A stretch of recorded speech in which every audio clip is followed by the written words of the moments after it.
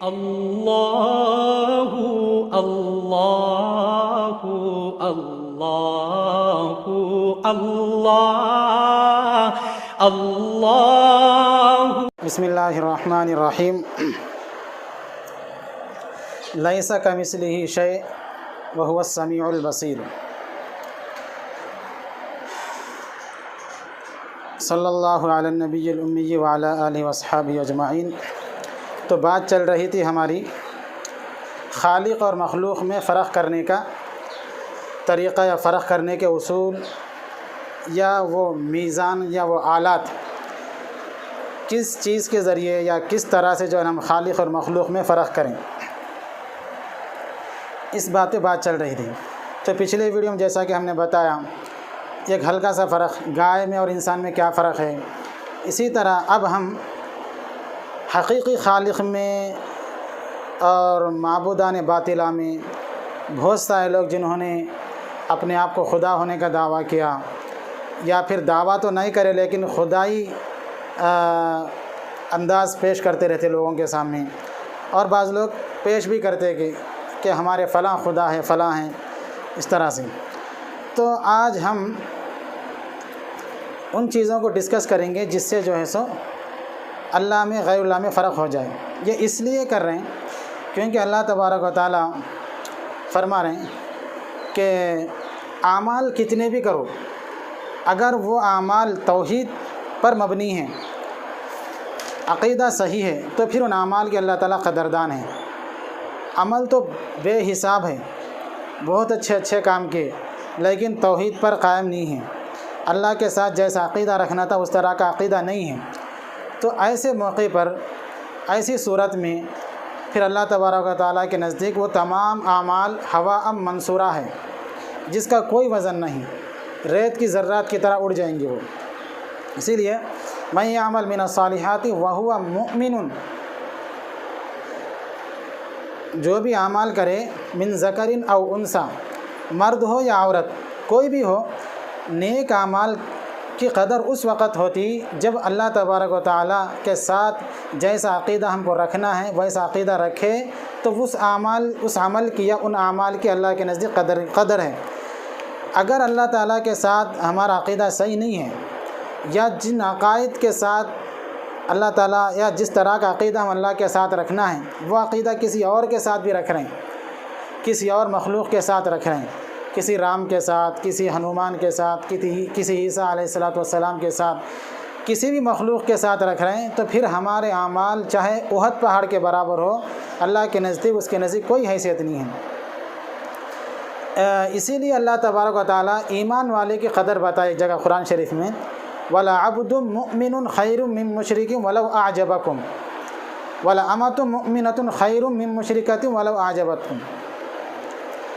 مومن بندہ یا غلام مراد لیں گے۔ مومن غلام ایک ایمان والا ہے، اللہ کے ساتھ وحدانیت کا، توحید کا عقیدہ رکھتا، اور اللہ کے ساتھ وہ عقائد رکھتا جو قرآن و سنت، جو نبی صلی اللہ علیہ وسلم سکھا کے گئے، وہ عقائد اللہ تعالیٰ کے ساتھ رکھتا ہے، اللہ تعالیٰ کو اس طرح کے عقائد میں مانتا، اللہ تعالیٰ کے ساتھ صحیح عقیدہ رکھتا، اور اللہ تعالیٰ کے صفات کو صرف اللہ تعالیٰ کے لیے مانتا، اللہ تعالیٰ کی صفات کو غیروں میں نہیں مانتا، تو پھر اللہ تبارک و تعالیٰ فرما رہے ہیں اس مومن کا درجہ وَلَعَبْدٌ مُؤْمِنٌ خَيْرٌ مِّن مُّشْرِكٍ وَلَوْ أَعْجَبَكُمْ۔ مومن غلام وقت کے بادشاہ سے بہتر ہے۔ علماء اکرام لکھتے ہیں اگر اس وقت کا جو دلندر مودی ہے حکومت کا، اور اس کے نزدیک کوئی مسلمان کام کر رہا اور وہ وحدانیت پر قائم ہے، وہ چاہے وقت کا بادشاہ ہوگا، کچھ بھی ہوگا۔ فرعون کے نزدیک بھی تھا، ایک مومن تھا، فرعون کے دربار میں کام کرتے تھے۔ موسیٰ علیہ السلام کے خلاف جب مشورہ ہوا تو موسیٰ علیہ السلام کو آ کے آگاہ کر دیا۔ تو بہرحال اللہ تبارک و تعالیٰ فرما رہے ہیں مومن اگرچہ وہ غلام ہو کسی بادشاہ کا، تو اس بادشاہ سے افضل ہے اللہ کے نزدیک، اگرچہ کہ دنیاوی حالات کے حساب سے وہ بظاہر وہاں یہاں پر غلام ہوگا یا پھر اس کا درجہ دنیاوی اعتبار سے کم ہوگا، لیکن اللہ تبارک و تعالیٰ کے نزدیک وہ مومن بندہ اس بادشاہ سے بہتر ہے جو کافر ہے۔ یہ غلام ہے اور وہ بادشاہ جو کافر ہے وہ بادشاہ ہے کافر۔ کفر میں جو مبتلا ہے وہ بادشاہ ہے، غلامیت میں جو مبتلا ہے وہ مومن ہے۔ تو غلام مسلمان کافر بادشاہ سے افضل، بلند، بالا، اعلیٰ عرفہ ہے۔ اسی طرح باندی کے بارے میں اللہ تعالیٰ فرما رہے ہیں، یا مومنہ باندی کے بارے میں، وَلَأَمَةٌ مُؤْمِنَةٌ خَيْرٌ مِّن مُشْرِكَةٍ، مومنہ باندی، مومنہ غلام، مومنہ باندی وقت کے ملکہ وکٹوریہ سونیا گاندھی سے افضل ہے۔ دنیاوی اعتبار سے سونیا کا درجہ یا جو بھی ملکہ رہیں گی وہ دنیاوی اعتبار سے وہ اس کا عہدہ ہے، اس کا درجہ ہے، لیکن اخروی اعتبار سے اللہ تبارک و تعالیٰ کے نزدیک ایک مومنہ باندی اس ملکہ وکٹوریہ سے، وقت کی بادشاہ عورت سے افضل ہے۔ کیوں؟ ایمان کی وجہ سے۔ ایمان وہ چیز ہے جس کی وجہ سے اللہ تبارک و تعالیٰ ہر ایک سے بلند درجہ دے دیتے ہیں۔ اسی لیے اللہ تبارک و تعالیٰ کے نزدیک ایمان کا صحیح ہونا، عقائد کا صحیح ہونا بہت ضروری ہے۔ اسی لیے ہم کوشش کر رہے ہیں ہر امتی تک، نبی صلی اللہ علیہ وسلم کے ہر امتی تک نبی صلی اللہ علیہ وسلم کے لائے قرآن کا صحیح عقیدہ ان تک پہنچے۔ ہمارا کسی ہندو مذہب کو یا عیسائی مذہب کو یا کسی مسلمانوں کے کسی گروہ کو تکلیف دینا یا گالی دینا یا کسی مسلک کا نیچا دکھانا یا کسی مذہب کو جو ہے نا سو تانا دینا، یہ ہمارا مقصد نہیں ہے۔ نبی صلی اللہ علیہ وسلم کا ایک ادنا غلام ہوتے ہوئے ہمارا یہ منشا ہے، ہم یہ سوچ رہے ہیں، ہمارا یہ کوشش ہے، ہماری یہ کوشش ہے کہ نبی صلی اللہ علیہ وسلم کو جب طائف میں پتھر مارے تو نبی صلی اللہ علیہ وسلم کی پیشکش کی گئی، اگر آپ اشارہ کریں تو ان کو جو ہے عذاب میں 2 پہاڑوں میں پیس کے رکھ دیں۔ تو نبی صلی اللہ علیہ وسلم نے فرمایا فَإِنَّ قَوْمِي لَا يَعْلَمُونَ، یہ میری قوم نہیں جانی مجھے، اگر جانتے تو ایسا نہیں کرتے۔ ہم بھی یہی سوچ رہے ہیں کہ اللہ کے نبی صلی اللہ علیہ وسلم کی امت اللہ کے نبی صلی اللہ علیہ وسلم کو پہنچتا ہی نہیں، ان کی تعلیمات کو نہیں جانے یہ لوگ، اگر جانتے تو پھر جان دے دیتے اللہ کے نبی صلی اللہ علیہ وسلم کے واسطے، ان کے تعلیمات پہ۔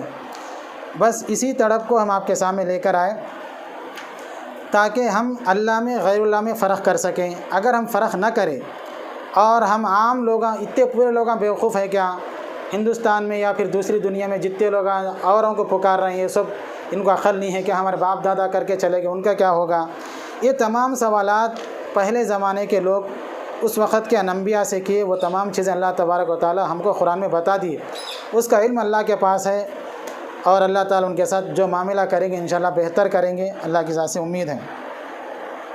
تو بہرحال ہمارا مقصد یہی ہے کہ کوئی بھی آدم کی اولاد اپنے رب کو، خالق حقیقی کو، اپنے پیدا کرنے والے کو پہچانے اور کل کے دن، قیامت کے دن جنت کا مستحق ہونا چاہے اور جنت کی راہ تلاش کرنا چاہے، سرگ میں جانا چاہے، تو اس کے لیے یہی ایک راستہ ہے کہ وہ اللہ تبارک و تعالیٰ کو صحیح معنوں میں پہچانے اور قرآن کے روح سے پہچانے، اور اپنے مذہبی کتابوں میں بھی الحمدللہ اللہ کے صحیح تعریفات مل سکتے ہیں، ملے ہیں۔ اگر کوئی آدمی ہماری کتاب سے بتائے مانتے ہیں تو ہم اس کے لیے بھی تیار ہیں کہ ہم ان کی کتاب سے، بھگوت گیتا سے، بائبل سے اور وید وغیرہ سے، اپنشد سے بھی الحمدللہ ہم ان کو مطمئن کر سکتے۔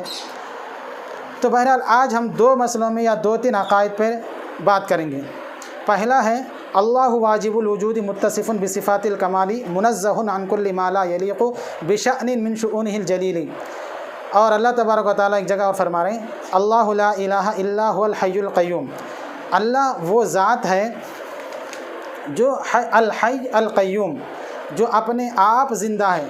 حی کا ترجمہ اکثر علماء، اکثر لوگ اللہ جو زندہ ہے بولتے ہیں، یہاں میں ترجمہ کر رہا ہوں اللہ جو اپنے آپ زندہ ہے، اپنے آپ میں زندگی رکھتا ہے، جسے موت نہیں ہے، الحی القیوم، اور ہر چیز کو تھامے ہوئے ہیں، ہر چیز کو جنا قوام، زندگی بخشے ہیں، وہ اپنے آپ میں زندگی رکھتے ہیں، کسی نے ان کو زندگی نہیں بخشی، اللہ کی زندگی مستعار نہیں ہے، اللہ کی زندگی کسی کی دیوی نہیں ہے، اللہ کی زندگی خود ذاتی ہے، وہ اپنے آپ زندہ ہے۔ اللہ لا الہ الا هو الحی القیوم، الا هو الحی القیوم، وہ اپنے آپ زندہ ہے اور دوسروں کو باقی رکھتا ہے، قوام دیتا ہے، دوسروں کی زندگی بخشتا ہے۔ اس کے بالمقابل جتنے بھی خدا دنیا میں آئے، رام کے نام سے ہو یا ہنومان کے نام سے ہو یا سیتا کے نام سے ہو یا عیسیٰ علیہ السلام کے نام سے ہو، جن کو بھی لوگ خدا مانتے، یہ سب کے سب اپنے آپ زندہ نہیں ہیں، ان کو پیدا کیا گیا، یہ پیدا ہوئے، وہم یخلقون، وہ خود پیدا کیے گئے، اللہ اپنے آپ زندہ ہے۔ ایک اور جگہ اللہ تعالیٰ فرما رہے ہیں کہ ایک اور بات ذہن میں رکھیں، علماء اسلام میں اللہ تبارک و تعالیٰ کے ذاتی صفات میں 6 صفت بیان کرے۔ حضرت مجدد الفسانی شیخ احمد سرہندی فاروقی رحمۃ اللہ علیہ اللہ تعالیٰ کے 6 صفات بیان کریں، صفات 6 جس کو ذاتی صفات میں شمار کریں، لیکن وہ ذاتی صفات کے ہٹ کر کچھ اور صفات ہیں اس کو ہم عارضی صفات میں شمار کرتے۔ حضرت شیخ مجدد الفسانی رحمۃ اللہ علیہ جن کو ذاتی صفات بولے، ہم ان کو تقابل ادیان کے مطالعے کی روشنی میں ان صفات کو جن کو ذاتی صفات بولے تھے، سماع، بصر، دیکھنا، اپنے آپ زندہ رہنا اور سننا، علم وغیرہ، ان کو ذاتی صفات میں شمار کرے تھے مجدد الفسانی۔ لیکن اب ہم جو صفات قرآن و سنت سے پیش کریں، صرف قرآن سے بھی اس وقت جو ہے نا قرآن سے پیش کریں گے، جو ذاتی صفات کہلائیں گے وہ مجدد الفسانی رحمۃ اللہ علیہ کی صفات سے ہٹ کر رہیں گے۔ نمبر 1 اللہ تبارک، پہلی صفت تو وہ بھی مجدد الفسانی رحمۃ اللہ نے بھی ذکر کیا۔ پہلی صفت الحی ہے، جو اللہ تعالیٰ اپنے آپ زندہ ہے اور جسے موت نہیں ہے۔ ابوبکر صدیق رضی اللہ تعالیٰ عنہ نے نبی علیہ الصلوۃ والسلام کی وفات کے موقع پہ فرمایا تھا، من کان یعبد اللہ فإن اللہ حی لا یموت، من کان یعبد محمدا فإن محمدا قد مات۔ یہاں پر اللہ تعالیٰ کی 2 صفت بیان کرے ابوبکر صدیق رضی اللہ تعالیٰ عنہ کہ جو کوئی اللہ تبارک و تعالیٰ کی عبادت کرتا تھا وہ سن لے کہ اللہ تبارک و تعالیٰ زندہ ہے، جسے کبھی موت نہیں ہے۔ تو یہاں پر دوسری صفت ہے اللہ تبارک و تعالیٰ کبھی موت نہیں ہے۔ انسان کو کیا ہے؟ موت ہے۔ اللہ تبارک و تعالیٰ خلق الموت والحیات لیبلوکم ایکم احسن عملا میں اللہ تبارک و تعالیٰ انسان کو زندہ بھی کرے اور موت بھی دیے۔ انسان پیدا بھی ہوتا اور مر بھی جاتا ہے، گویا مطلب یہ ہے کہ جو ذات پیدا ہوتی ہے اور مر جاتی ہے وہ خدا نہیں ہے۔ یہاں پر اللہ تبارک و تعالیٰ اپنے آپ زندہ ہے اور دوسروں کو زندگی بخشتے ہیں، اور اسے موت نہیں ہے، دوسروں کو موت ہے۔ ربنا امتنا اثنتین واحییتنا اثنتین فاعترفنا بذنوبنا، قیامت کے دن مشرکین بولیں گے اللہ تبارک و تعالیٰ سے، اے اللہ آپ نے ہم کو 2 مرتبہ موت دیا، 2 مرتبہ زندگی بخشا، ایک مرتبہ ہم کو زندگی دے، ہم نیک اعمال کر کے آئیں گے۔ تو پہلے انسان هل اتى على الانسان حين من الدهر لم يكن شيئا مذكورا، انسان پر ایک دور ایسا گزرا جس کا کوئی وجود نہیں، جس کا کوئی نام و نشان نہیں تھا، اس کے بعد اللہ تبارک و تعالیٰ کی مرضی سے انسان وجود میں آیا۔ تو لہٰذا جو چیز پیدا ہوتی اور مر جاتی وہ خدا نہیں ہے۔ ان 2 صفات میں ہم تمام معبودان باطلہ کو دیکھیں گے۔ رام جو ہندوؤں کا پرانا مذہب دھرم ہونے کا جن کو دعویٰ ہے، ہمارے انڈیا میں بابری مسجد کا مسئلہ چل رہا کہ یہاں پر رام پیدا ہوئے تھے، رام جی پیدا ہوئے تھے، لہٰذا ہم یہاں پر مندر بنا کے پوجیں گے۔ تو یہاں پر مسئلہ حل ہو گیا، رام پیدا ہوئے تھے، یہ خود خدا نہیں تھے، یہ زمین پہ پیدا ہوئے تھے، ان کے پیدا ہونے سے پہلے زمین موجود تھی، ان کو کسی نے پیدا کیا، ان کے والدین کو کسی نے پیدا کیا، وہم یخلقون، وہ خود پیدا کیے گئے، جو پیدا کیے جاتے وہ خدا نہیں ہوتے۔ اپنشد ہندوؤں کی کتاب ہے، وید، سام وید، یجروید، اتھر وید، ہندوؤں کی کتاب میں لکھا ہوا ہے کہ بھگوان کے ماں باپ نہیں ہوتے۔ وہی بات لم یلد ولم یولد، خالق وہ ہے جو کسی سے پیدا ہوا نہ اس سے کوئی پیدا ہوتا، ان کے ماں باپ بھی نہیں اللہ تبارک و تعالیٰ کے، اور یہ کسی کے اولاد بھی نہیں، ان کا کوئی اولاد بھی نہیں، یہ کسی کے باپ بھی نہیں۔ تو بہرحال بھگوان کے اصول میں ہندو کی دھرم کی کتابیں کیا بول رہے ہیں، اپنشد، کہ ماں باپ، بھگوان کے ماں باپ نہیں ہوتے، یعنی وہ کسی سے پیدا نہیں ہوتے۔ یہاں پر رام پیدا ہوئے اس زمین پر، اب وہاں پر مندر بنا کے پوجا ہونے کی لڑائی ہو رہی، یہ الگ مسئلہ ہے۔ ہمارا یہاں پر ثابت کرنا اتنا ہی مقصد ہے کہ رام انسان ہے، بھگوان نہیں تھے، انسان کی پوجا نہیں ہوتی، اور بھگوان جو ہوتا وہ پیدا نہیں ہوتا، اس کے ماں باپ ہی نہیں ہوتے، وہ خود اپنے آپ زندہ ہوتا ہے۔ اور رام کی موت بھی ہو گئی، لہٰذا یہ دونوں صفت رام پر پائے گئے، کسی نے ان کو پیدا کیا اور کسی نے ان کو موت دے دی، موت کے گھاٹ اتار دیا، لہٰذا یہ بھگوان کی صفت میں نہیں آ سکتے۔ اسی طرح عیسیٰ علیہ الصلوۃ والسلام کو خدا ماننے والے عیسیٰ علیہ الصلوۃ والسلام کو بھی اللہ تبارک و تعالیٰ اپنی قدرت کاملہ سے پیدا کیا، پھر انہیں موت بھی دے گا۔ تو جس پر زندگی اور موت کے چیزیں گزرتے رہتے ہیں وہ خدا نہیں ہو سکتا۔ انسان کے صفات میں سے، جیسا کہ میں اس سے پہلے بات میں بتایا تھا کہ بات کرنا ایک صفت ہے، مگر یہ صفت ذاتی صفت نہیں ہے۔ انسان کی ذاتی صفت کھانا، روح کا اس جسم کے اندر موجود ہونا، اگر جسم کے اندر روح نہ ہو تو اس کو انسان نہیں بولتے بلکہ اس کو مردہ بولتے ہیں۔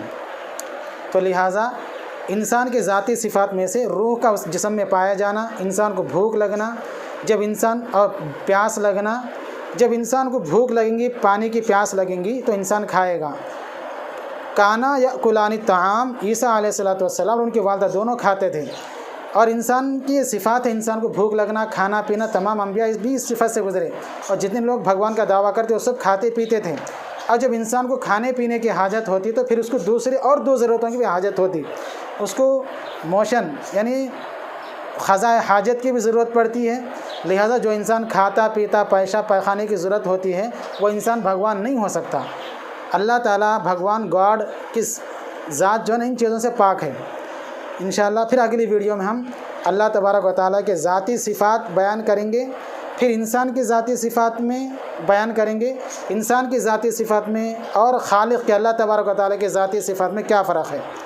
آج ہم دو باتیں بتائے تھے، اللہ تبارک و تعالیٰ اپنے آپ زندہ ہے اور وہ دوسروں کو زندگی بخشتا ہے، اسے موت نہیں آتی۔ انسان اللہ کی دی ہوئی زندگی سے زندگی گزارتا، اس کے دینے سے موت کے پیالہ پیتا ہو۔ آج اتنے پہ اکتفا کرتے ہیں، انشاءاللہ پھر اگلے ویڈیو میں ملیں گے۔ والسلام، اللہ حافظ، السلام علیکم۔